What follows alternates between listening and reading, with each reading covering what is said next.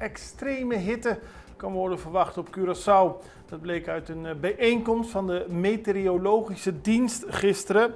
Daar werd het regionale klimaatproject Feeling Hot op Curaçao toegelicht. En dat levert zorgwekkende resultaten op voor ons eiland.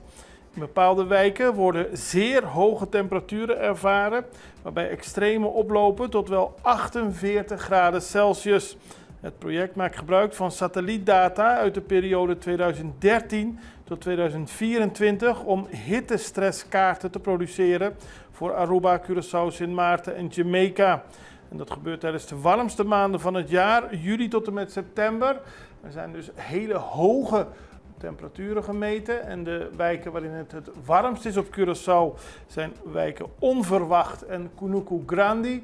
En voor de toekomst kan ook worden verwacht dat het weer extreem warm gaat worden op het eiland. Dit is een speciaal project dat door UNESCO is gefinancierd om via satelliettechnologie te bekijken waar er op moet worden ingespeeld.